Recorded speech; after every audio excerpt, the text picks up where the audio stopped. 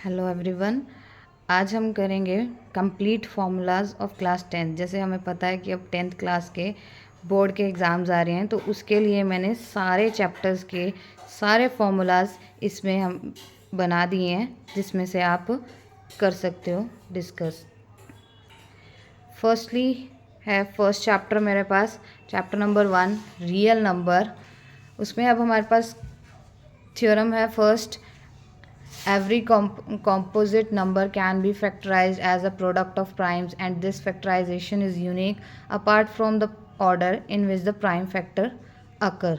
Next अब ये theorem है हमारे पास कि p divides a square and p divides a। Next ये वाला क्वेश्चन मैंने एक पहले भी रील बनाई थी, उसके अंदर डाला था कि √2 को हमें रैशनल इरेशनल प्रूफ करना है, तो ये वाला मैंने इसमें भी सॉल्व करके आपको दिखा दिया है। नेक्स्ट अब हमारे पास क्या है, ये सॉल्यूशन पूरा यहाँ कंप्लीट हो गया। अब एक फॉर्मूला इस चैप्टर 1 में यूज़ होता है, LCM into HCF equals to A into B। ये फॉर्मूला भी मैंने नोट डाउन कर दिया। चैप्टर 2 है पॉलिनोमियल। नेक्स्ट इसमें पहले क्या आता है, डिग्री ऑफ पॉलिनोमियल। डिग्री क्या होगी इसकी, लीनियर कब होती है, जब डिग्री इस पर 1 हो, और क्वाड्रेटिक कब होती है, जब पावर 2 होती है हमारे पास, और क्यूबिक कब होती है, जब पावर 3 होती है। और ये स्टैंडर्ड फॉर्म है हमारे पास क्वाड्रेटिक पॉलिनोमियल की। और ज़ीरोज़ कैसे निकालते हैं, relation between zeros and coefficient, वो भी मैंने लिख दिया है इसमें। सम ऑफ ज़ीरोज़ क्या होता है, alpha plus beta equals to minus b upon a. Product of zeros क्या होता है, alpha into beta equals to c upon a. अब ये फॉर्मूला है जिससे हम इक्वेशन फॉर्म करते हैं जब हमें ज़ीरोज़ गिवन होते हैं, तो ये वाला फॉर्मूला उसके अंदर यूज़ होता है। अब नेक्स्ट मेरे पास क्या है, सारी एल्जेब्रिक आइडेंटिटीज़ हैं जो मैंने सब इसमें नोट डाउन कर दिया है। a प्लस बी का whole square, a minus b का whole square, a square minus b square, a plus b whole cube, a minus b whole cube, a plus b whole square, a plus b plus c whole square, a cube plus b cube, a cube minus b cube, a cube plus b cube plus c cube minus 3ab। इन सब का मैंने formula लिख दिया है इसके अंदर। Next है चैप्टर नंबर 3। अब इसमें हमारे पास क्या है, pairs of linear equation in 2 variables. इसकी हमने स्टैंडर्ड फॉर्म लिख दी है, ये इसकी स्टैंडर्ड फॉर्म है। और अब हमारे पास हम जो निकालते हैं इसमें a1/a2 not equal to b1/b2। जब ये नॉट इक्वल होता है तो इंटरसेक्टिंग लाइंस होती है, या कंसिस्टेंट होता है, या यूनिक सोल्यूशन होता है। ठीक है, अब नेक्स्ट इसका क्या है, नेक्स्ट इसी का पार्ट है, जब a1/a2 equals to b1/b2 not equals to c1/c2 होता है, तो हमारे पास क्या होता है, पैरेलल लाइंस होती हैं, इनकंसिस्टेंट होता है, नो सॉल्यूशन होता है। Next a1/a2 equals to b1/b2 equals to c1/c2। अगर हमारे पास ये टर्म इक्वल में आ जाती है तो हमारे पास क्या होता है, कोइंसिडेंट लाइंस होती है, कंसिस्टेंट होता है, और इनफाइनाइट सॉल्यूशन होता है। नेक्स्ट हम इसको सॉल्व कैसे कैसे करते हैं, 3 मेथड्स हैं इसको सॉल्व करने के लिए, एक है ग्राफिकल, और एक एलिमिनेशन, एक सब्स्टिट्यूशन मेथड है। नेक्स्ट चैप्टर 4 है, सेक्टर 4 है क्वाड्रेटिक इक्वेशन। इसकी स्टैंडर्ड फॉर्म होती है ax² plus bx plus c। ठीक है, अब इसमें भी सॉल्व करने के हमारे पास 2 मेथड्स हैं, एक है फैक्टराइजेशन मेथड है। ठीक है, फैक्टराइजेशन मेथड में हम क्या करते हैं, स्प्लिटिंग द मिडल टर्म से सॉल्व करते हैं हम इसको। नेक्स्ट है क्वाड्रेटिक फॉर्मूला लगा के भी हम इसको सॉल्व कर सकते हैं, ये हमारे पास क्वाड्रेटिक फॉर्मूला है।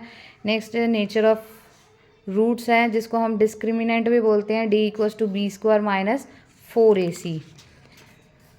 अब हमारे पास नेचर ऑफ रूट्स क्या होते हैं, जब d ग्रेटर देन 0 होता है तो रियल और डिस्टिंक्ट आता है, जब इक्वल्स टू 0 होता है तो रियल एंड इक्वल आता है, और जब लेस देन होता है तो नॉट रियल होता है। ठीक है, और ये भी मैंने इसके अंदर लिख दिया कि जब परफेक्ट स्क्वायर होता है तो रैशनल रूट होते हैं, अगर d नॉट है परफेक्ट स्क्वायर है तो इरेशनल रूट्स होते हैं। नेक्स्ट हमारे पास आता है अर्थमेटिक प्रोग्रेशन, चैप्टर नंबर 5। इसके फॉर्म हमें पता ही है क्या होती है, a plus D, a plus 2d, a plus 3d, वो मैंने इसमें लिख दी है। इसको हम a1 a2 a3 a4 भी ले लेते हैं। सारे इसके फॉर्मूलेज लिख दिए यहाँ पे। ये nth टर्म का फॉर्मूला है, सम ऑफ nth टर्म, जब लास्ट टर्म गिवन हो वो वाला फॉर्मूला हो गया, जब सम गिवन हो तो nth टर्म कैसे निकालनी है वो फॉर्मूला आ गया यहाँ पे। और अगर हमें AP गिवन हो तो हम ये वाला फॉर्मूला भी यूज़ कर सकते हैं, 2b equals to a plus c। ठीक है, अब नेक्स्ट चैप्टर है 6 हमारे पास कौन सा है, ट्राइंगल। इसके अंदर सिमिलैरिटीज़ का यूज़ हो रहा है। Any 2 figures are said to be similar if their shapes are same. अगर उसकी शेप सेम होती है, नॉट नेसेसरी सेम साइज नहीं होना चाहिए, फिगर सेम होनी चाहिए शेप। सिमिलैरिटी ट्राइंगल्स की क्या होती है, कॉरस्पॉन्डिंग एंगल्स आर इक्वल, जो कॉरस्पॉन्डिंग एंगल्स होते हैं वो इक्वल होते हैं, कॉरस्पॉन्डिंग साइड्स आर इक्वल होती है। अब हमारे पास कौन कौन से क्राइटेरिया हैं सिमिलैरिटीज़ के, A S S S S S. A में क्या है, एंगल एंगल एंगल्स, इसमें साइड साइड साइड और इसमें साइड एंगल साइड। नेक्स्ट अब हमारे पास इसमें 2 थ्योरम्स हैं जो बहुत इंपॉर्टेंट है, कई बार एग्ज़ाम में आ जाती हैं, 5 मार्क्स की आती हैं, ये दोनों इंपॉर्टेंट है। एक है बीपीटी बेसिक प्रोपोर्शनैलिटी थ्योरम और उसका कन्वर्स, ये दोनों इंपॉर्टेंट थ्योरम है, ये ज़रूर कर लेना। चैप्टर 7 है कोऑर्डिनेट ज्योमेट्री, इसमें डिस्टेंस फार्मूला गिवन है, सारे फॉर्मूलेज इसमें मैंने लिख दिए हैं। डिस्टेंस फार्मूला, डिस्टेंस अगर ओरिजिन से दिया है तब क्या फार्मूला लगेगा, section formula, mid point formula. अब क्वाड्रेंट्स भी बहुत इंपॉर्टेंट है। फर्स्ट क्वाड्रेंट में दोनों पॉजिटिव होते हैं, x and y. Second quadrant में एक्स एक्सिस नेगेटिव होता है और वाई पॉजिटिव होता है। थर्ड में दोनों नेगेटिव होते हैं। फोर्थ में एक्स पॉजिटिव वाई नेगेटिव। अगर हमारा पॉइंट एक्स एक्सिस के ऊपर है तो हम उसको x, 0 लेते हैं, अगर पॉइंट वाई एक्सिस के ऊपर है तो हम उसको 0, y लेते हैं। नेक्स्ट है ट्रिग्नोमेट्री। ट्रिग्नोमेट्री में अब हम सारे इसमें रेशियोज मैंने लिख दिए हैं। साइन थीटा क्या होता है, परपेंडिकुलर अपॉन हाइट, कॉस होता है बेस अपॉन हाइपोटेन्यूज, टैन होता है परपेंडिकुलर अपॉन बेस, ऐसी इसका ये रेसिप्रोकल्स हो जाते हैं।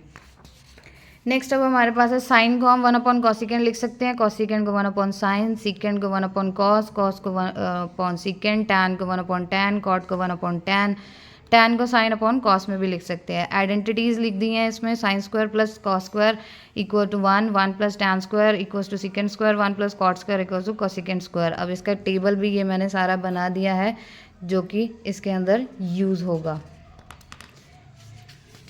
नेक्स्ट चैप्टर है chapter number 9, angle application of trigonometry. अब इसके अंदर 2 ही चीज़ें यूज़ होती हैं, एक होती है एंगल ऑफ एलिवेशन और एक होता है एंगल ऑफ डिप्रेशन, जो इसके अंदर मैंने बता दिया कि कैसे यूज़ होगा। चैप्टर नंबर 10 है हमारे पास सर्कल। अब उसकी ये थ्योरम भी मैंने इसके अंदर सॉल्व कर दी है, फर्स्ट थ्योरम। नेक्स्ट अब हमारे पास सेकेंड थ्योरम है इसकी 10.2 थ्योरम है, the length of tangents drawn from an external point of an circle are equal, ये भी इसके अंदर सॉल्व कर दिए हैं। नेक्स्ट चैप्टर है 11, एरिया रिलेटेड टू सर्कल, इसके सब फॉर्मूलेज लिख दिए हैं इसके अंदर। ये सारे इसके फॉर्मूलेज हैं जो एनसीईआरटी में नहीं भी दिए हुए, वो भी इसके अंदर लिख दिए हैं सारे, तो आप यहाँ से इसको कर सकते हो नोट डाउन। चैप्टर 12 है सरफेस एरिया एंड वॉल्यूम, इसके भी सारे फॉर्मूलेज लिख दिए हैं, क्यूबॉइड, क्यूब, सारे curve surface area, total surface area and volume, सबका लिख दिया है इसके अंदर। नेक्स्ट है सिलेंडर, कोन, हेमिस्फेयर, स्फेयर। चैप्टर नंबर 13 है स्टैटिस्टिक्स, इसमें क्या होता है, हम मीन निकालते हैं, मीन निकालने के बाद निकालने के हमारे 3 मेथड्स हैं, डायरेक्ट मेथड है एक एज्यूम मीन है, एक स्टेप डेविएशन है, उसके भी यहाँ पे ये सारे फॉर्मूलेज लिख दिए हैं। मीडियन का ये फॉर्मूला है, मॉड का ये फॉर्मूला है, और एक ये फॉर्मूला होता है जिसमें हमें मीडियन निकालना है और हमें मीन और मॉड गिवन है, तो हम उसका डायरेक्टली इस फॉर्मूले से निकाल सकते हैं। आगे हमें दिया हुआ है, ये था जो हमने पहले किया था वो ग्रुप 2 डाटा के लिए थे। अब अनग्रुप डाटा के लिए जो हमने करना है वो फॉर्मूलेज ये है, मीन का ये फॉर्मूला गिवन है, मीडियन का ऑड नंबर्स के लिए ये है और इवन नंबर्स के लिए ये वाला है। मॉड हमें पता है जो मोस्ट ऑफ अकरिंग टाइम्स आता है उसको हम मॉड बोलते हैं। नेक्स्ट चैप्टर नंबर 14 प्रोबेबिलिटी, ये प्रोबेबिलिटी के सारे फॉर्मूलेज यहाँ लिख दिए हैं। कॉइन को अगर हम एक बार टॉस करते हैं तो क्या आउटकम्स आते हैं, 2 कॉइन्स को टॉस करते हैं, 3 कॉइन्स को टॉस करते हैं तो क्या आउटकम्स होंगे। रोलिंग अ डाइज क्या होगा, रोलिंग अ 2 डाइज का ये सारे आउटकम्स इसके अंदर मैंने लिख दिए हैं। नेक्स्ट अब हमारे पास आते हैं कार्ड्स। कार्ड्स में बहुत सारी डिफ़िकल्टी होती है बच्चों को। अब हमारे पास टोटल कार्ड्स होते हैं 52, 26 होते हैं ब्लैक, 26 होते हैं रेड, और ब्लैक में कौन कौन सा होता है, स्पेड एंड क्लब। स्पेड होते हैं 13 और क्लब भी होते हैं 13। रेड में हमारे पास डायमंड और हार्ट होते हैं, डायमंड भी 13 होते हैं और हार्ट भी 13 होते हैं। इसके अंदर मैंने लिख दिया कौन कौन से होते हैं, S, king, queen, Jack, 10, 9, 8, 7, 6, 5, 4, 3, 2, 1। Face cards हमारे पास 12 होते हैं, कोड कार्ड्स 12 होते हैं, ऑनर कार्ड्स हमारे पास 16 होते हैं। तो ये सब हमारे पास था सारे चैप्टर्स के फॉर्मूला की डिटेल, तो जो आपको एग्ज़ाम में बहुत बेनिफिशियल होगी। Thank you.